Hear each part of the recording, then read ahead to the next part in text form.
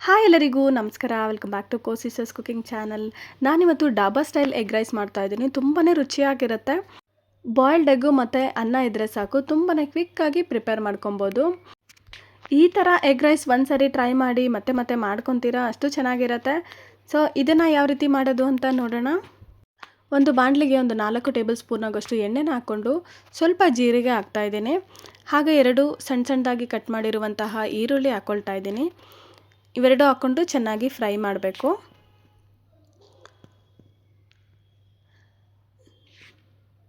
ಈರುಳ್ಳಿ ಎಲ್ಲ ಸಾಫ್ಟ್ ಆಗಬೇಕು, ಅಲ್ಲಿವರೆಗೂ ಇದನ್ನು ಫ್ರೈ ಮಾಡಬೇಕು.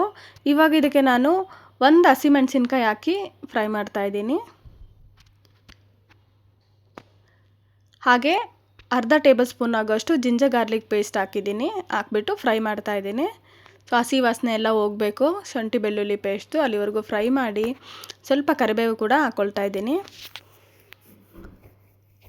ಇದೆಲ್ಲ ಒಂದು ಸ್ವಲ್ಪ ಹೊತ್ತು ಫ್ರೈ ಮಾಡಬೇಕಾಗತ್ತೆ.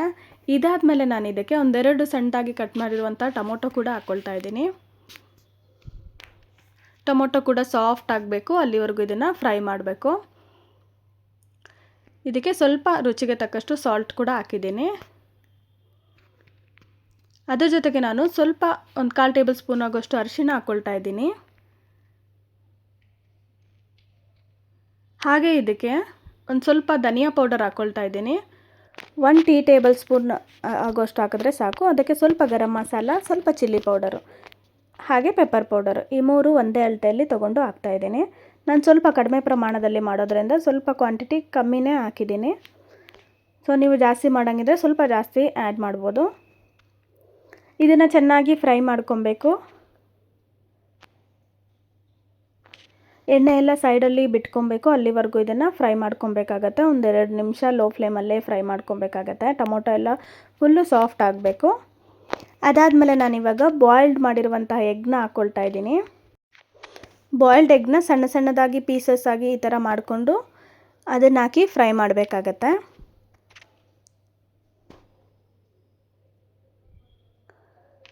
ಇದು ಕೂಡ 1-2 ನಿಮಿಷ ಹಾಗೆ ಮಸಾಲೆ ಎಲ್ಲ ಹಿಡಿಬೇಕು, ಅಲ್ಲಿವರೆಗೂ ಇದನ್ನು ಫ್ರೈ ಮಾಡಬೇಕು. ಬೆಳಿಗ್ಗೆ ಬ್ರೇಕ್ಫಾಸ್ಟ್ ಮಾಡಬೇಕಂದ್ರೆ ಏನಪ್ಪ ಮಾಡೋದು ಅಂತ ನಮಗೆ ಟೆನ್ಷನ್ ಆಗಿರುತ್ತೆ. ಸೊ ಈ ಥರ ರೈಸ್ನ ಒಮ್ಮೆ ಟ್ರೈ ಮಾಡಿ ನೋಡಿ. ಕೇವಲ ಒಂದು 10 ನಿಮಿಷ ಟೈಮ್ ಇದ್ದರೆ ಸಾಕು, ತುಂಬ ಕ್ವಿಕ್ಕಾಗಿ ರೆಡಿ ಮಾಡ್ಕೊಬೋದು. ತುಂಬಾ ರುಚಿಯಾಗಿರುತ್ತೆ ನೋಡಿ. ಇದು 1-2-3 ನಿಮಿಷ ಚೆನ್ನಾಗಿ ಹಾಗೆ ಬಿಟ್ಟಿದ್ದೀನಿ, ಮಸಾಲೆ ಎಲ್ಲ ಹಿಡಿಬೇಕು ಇದಕ್ಕೆ. ಸೊ ಅದಾದಮೇಲೆ ನಾನು ಇದಕ್ಕೆ ರೆಡಿಯಾಗಿರುವಂತಹ ಅನ್ನನ ಹಾಕ್ಕೊಳ್ತಾ ಇದ್ದೀನಿ. ಅನ್ನ ಸ್ವಲ್ಪ ಉದುರಾಗಿರಬೇಕು. ಸೊ ಅನ್ನನ ಹಾಕ್ಕೊಂಡು ನಾವು ಚೆನ್ನಾಗಿ ಇದನ್ನು ಮಿಕ್ಸ್ ಮಾಡ್ಕೊಬೇಕಾಗತ್ತೆ.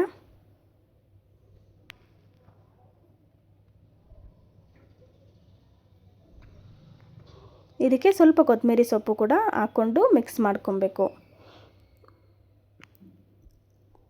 ನೋಡಿ. ನಮಗೆ ತುಂಬಾ ಕ್ವಿಕ್ಕಾಗಿ ರುಚಿಯಾದ ರೆಸಿಪಿ ರೆಡಿ ಆಗುತ್ತೆ. ತಿಂದವರಂತೂ ಫಿದಾ ಆಗೋದು ಗ್ಯಾರಂಟಿ. ಒಂದು ಸಾರಿ ಟ್ರೈ ಮಾಡಿ ನೋಡಿ, ಹೇಗಿದೆ ಅಂತ ನನಗೆ ಕಮೆಂಟಲ್ಲಿ ತಿಳಿಸಿ.